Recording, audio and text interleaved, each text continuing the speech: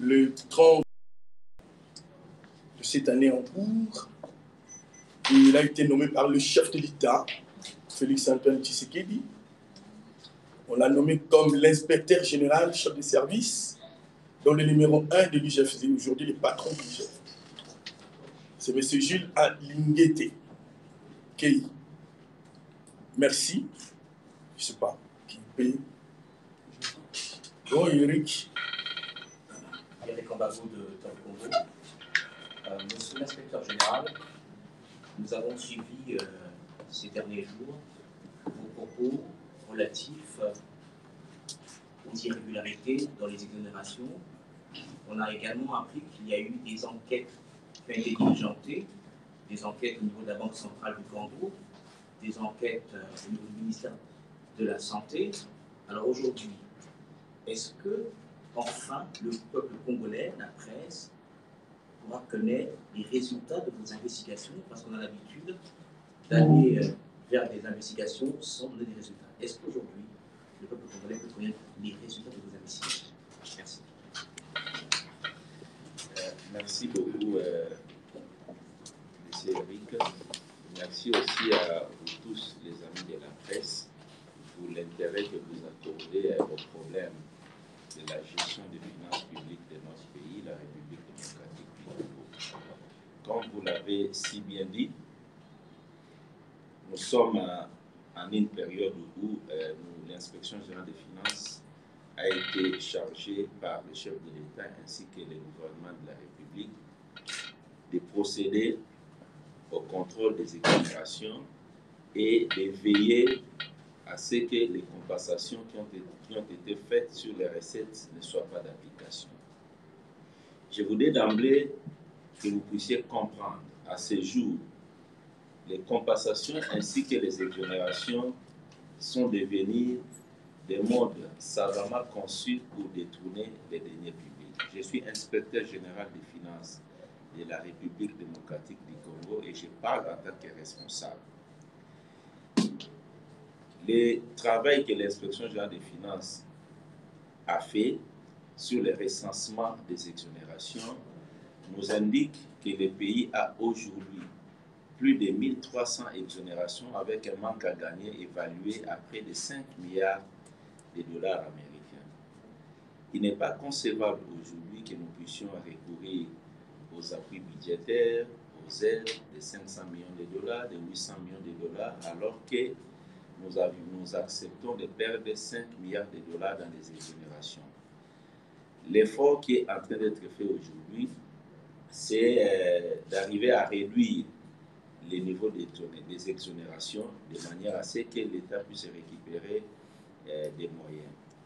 Je voudrais par la même occasion rassurer les opérateurs économiques, les vrais, qui disposent des exonérations justifiées, fondées, que le travail qui est en train d'être fait au niveau de l'inspection générale des finances, c'est un travail professionnel.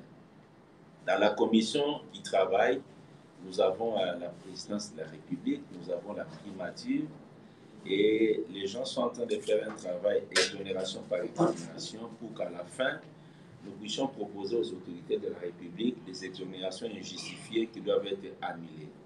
L'objectif est de récupérer suffisamment de ressources. En ce qui concerne les compensations, pour ceux-là qui ne comprennent pas trop bien, les compensations sont des mécanismes qui consistent à ce que l'État autorise à des opérateurs économiques de dédouaner des marchandises sans payer des frais, sans payer les droits, ou à s'acquitter des impôts sans payer de l'argent. Tout simplement parce que ces opérateurs économiques détiennent des créances sur l'État, ou l'État doit à ces opérateurs économiques. Là, il faudra que je vous dise, nous avons un stock disponible de compensations déjà autorisé entre les mains des opérateurs économiques, estimé à 1,5 milliard de dollars, qui guettent les recettes. Voilà pourquoi le gouvernement avait décidé de ne plus accepter les compensations. Vous devez aussi comprendre que les compensations sont interdites par les lois de la République démocratique du Congo. Même le budget 2020 a interdit l'utilisation des compensations et toutes les autres lois de finances. Il y a certains qui veulent faire la confusion entre une disposition du droit WADA avec les finances publiques. Nous affirmons que les finances publiques ne font pas partie des matières harmonisées. Donc les compensations relèvent des finances publiques qui ne constituent pas une matière harmonisée et ces compensations sont interdites par les lois de la République. Nous perdons suffisamment d'argent avec les compensations. Là aussi, il y a un travail qui est en train d'être fait.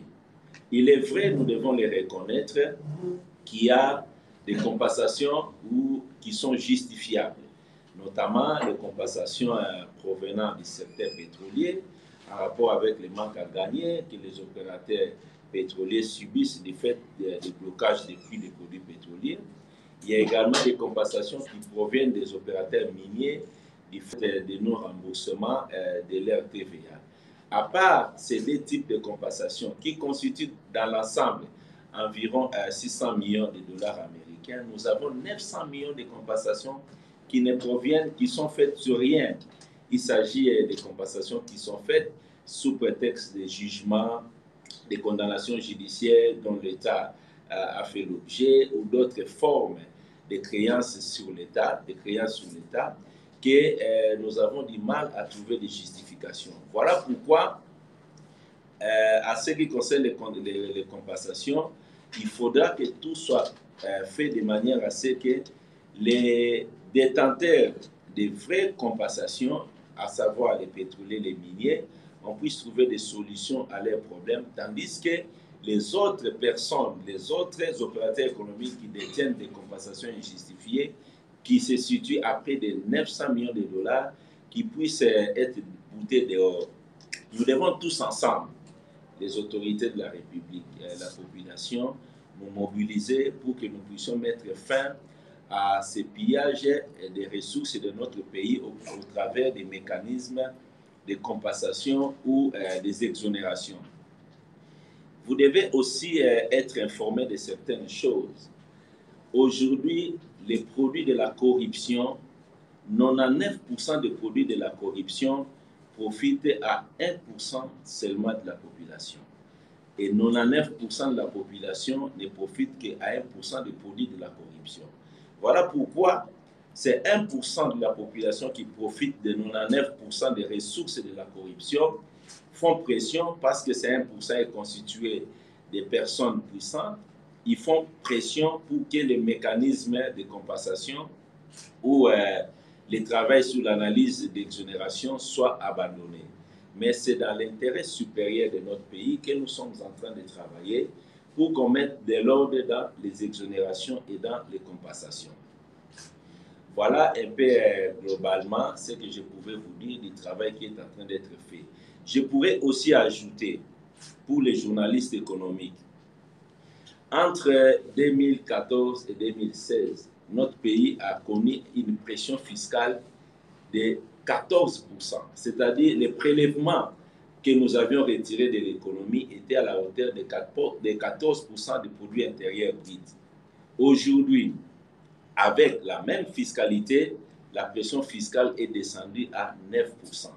La différence, c'est les produits de compensation fantaisistes et des exonérations injustifiées qui ont massivement élu domicile dans nos finances publiques. Voilà pourquoi nous devons tous nous mobiliser pour combattre ces fléaux qui hypothèquent notre avenir et l'avenir de nos enfants.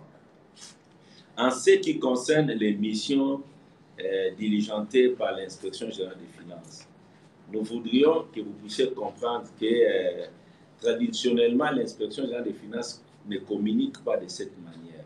Mais à titre exceptionnel, parce que vous avez voulu le savoir, l'Inspection générale des finances a diligenté des missions sur la gestion des fonds Covid, sur la gestion du compte général de l'État au niveau de la Banque centrale, sur l'encadrement des dépenses de la République, sur le rapatriement des devises. Donc, il y a toute une série de missions, des missions qui ont été diligentées. Parmi ces missions, il y en a qui ont déjà pris fin et nous avons déjà les conclusions, notamment la mission sur la gestion des fonds Covid, la mission sur la gestion du compte général de l'État au niveau de la Banque centrale. L'inspection générale des finances a trouvé des faits de mégestion caractérisés et nous avions déjà saisi la justice de la République où nous avions transféré les dossiers pour une prise en charge. Nous espérons que dans les tout prochains jours, la justice de notre pays pourra interpeller les personnes impliquées dans cette mégestion constatée. Voilà globalement ce que nous pouvons vous dire du travail que l'inspection générale des finances est en train de faire pour le moment. Merci bien, monsieur l'inspecteur général, chef de service, pour cette communication combien importante, chers amis. Je l'ai dit au début, la seule question de notre confrère